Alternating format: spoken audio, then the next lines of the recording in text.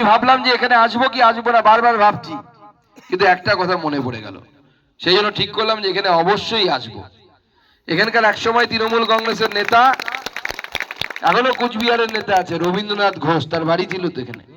হ্যাঁ, সে বলেছিল সুকান্ত মজুমদার এলে পরে কুচবিহারে তাকে নাকি গাছে বেঁধে রাখবে।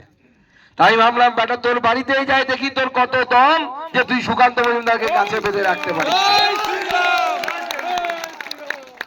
আমি তো চলে এসেছি, গাছও দেখতে পাচ্ছি না, দড়িও দেখতে পাচ্ছি না, আর রবীন্দ্রনাথ বাবুকেও দেখতে পাচ্ছি না।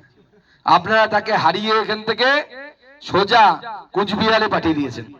এখানে আর নেই, সে এখন কুচবিহারে আরামে গরম ঘরে আর গরমের সময় এসি ঘরে বসে থেকে সেখানে সময় কাটাচ্ছে।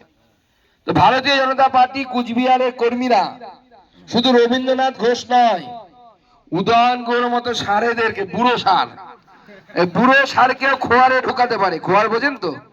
হ্যাঁ, খোয়ার বলো তো এখানে। আমরা খোয়ারে ঢোকাতে পারি, শুধু পুলিশ নিয়ে ওদের দাদাগিরি। যদি পুলিশ ঢুকে যায় ভিতরে না, পুলিশ যদি হাত তুলে নেয়, বলে যে না আমরা বিজেপির পক্ষে নেই, তৃণমূলের পক্ষে নেই, 15 মিনিট লাগবে না, তৃণমূলের একটা অফিসও কুচবিহারে খোলা রাখবে না, সব অফিস বন্ধ হয়।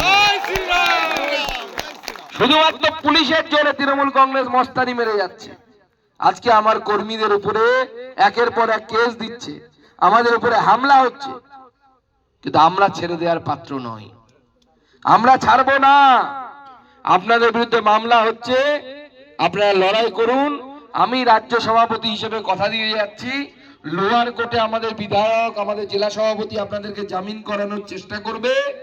ওখানে যদি জামিন না হয়, যদি কলকাতা হাইকোর্টে যেতে হয়, সে দায়িত্ব রাজ্য সভাপতি হিসেবে আমার, আপনার জামিন আমি কলকাতা হাইকোর্টে। ভয় পাবেন না এই চোরেদেরকে, কারণ একদিকে চোরেরা আছে আর আরেকদিকে আমরা ধর্মের পথে আছি। এবং আমরা ধর্মের পথে আছি বলে আগামী 22শে জানুয়ারি সেই দিন আসছে, ঐতিহাসিক দিন আসছে, যেদিন অযোধ্যায় ভগবান রামচন্দ্রের মন্দিরের শুভ উদ্ঘাটন হবে এবং ভগবান রামচন্দ্রের প্রাণ প্রতিষ্ঠা হবে। আমরা সেই সৌভাগ্যবান ব্যক্তি যারা দেখে যাব। কি দেখবেন তো সবাই? নিজের বাড়ির পাশের মন্দিরকে সেই দিন অযোধ্যা বানাতে হবে, কারণ এত লোক যেতে চাইছে, ওখানে যাওয়া সম্ভব না। 5000-6000 লোক থাকবে। আর তারপরে আমরা চেষ্টা করছি যে কুচবিহার থেকে একটা ট্রেন চালানো যায় কিনা একদিনের জন্য, যাতে কুচবিহার থেকেও মানুষ অযোধ্যাতে গিয়ে ভগবান রামচন্দ্রের দর্শন করতে পারে। আজকে নরেন্দ্র মোদীর নেতৃত্বে দেশ এগোচ্ছে, গোটা পৃথিবী বলছে।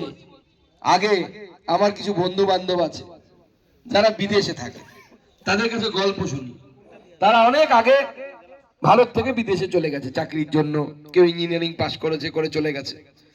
ওরা বলে, গল্প করে যে আগে ভারত শুনলে পরে লোকে কেমন নাক শিটকাতো, ভারত থেকে এসে যদি ওরা বিদেশে আছে পাত্তা দিত না।